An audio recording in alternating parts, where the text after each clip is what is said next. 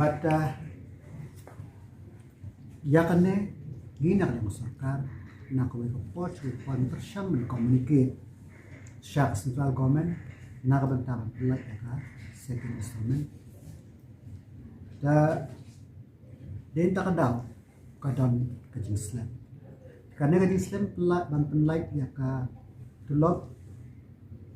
ka pelong ya kino hikai bakin don kajing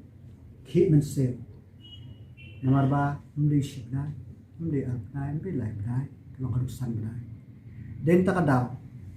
nakaliang ka jongki ki pelong ya kata ka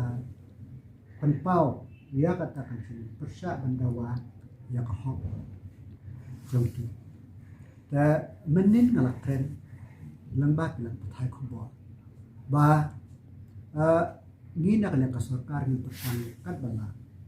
ya ka ba dei banle hapo kalai hui tre jongu benai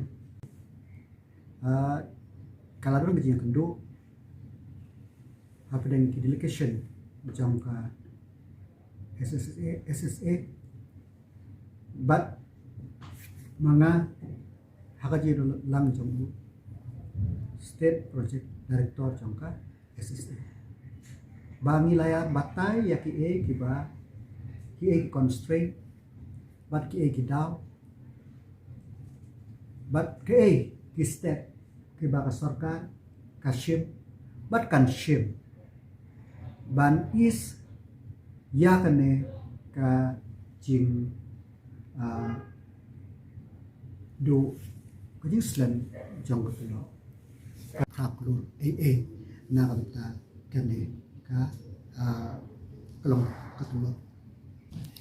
multiply 29 multiply by 3 Kisnam gimana nalai? Ngala penpau bangadon kecing kremen kalau skem ba ni sayo hakiniki tayo ibanwan di atas second installment but nalor kata ngala yakren baku honorable chief minister nakabenta ba kat bala bangin laban pelai ya katulok kaba diban ina kasikaw te nakalyang ka sarkar ni ongba nin persyang kadala ngala ayak assurance ba at least arbana naka sarkar kanile ban lai te kata ka de jinya kren ke chungi ha ka bayde bat ka jinya kendo chungi minta kasih. But ki don pat ki wake issue ki bang bahkan ne kam le ka one time solution idan kam ya ka permanent solution. But ka permanent solution nyumla ban kalong aba Henry ki no hikai ro ki de stakeholder ka sarkar ro ka de stakeholder ki managing committee ki de stakeholder ni de ban bu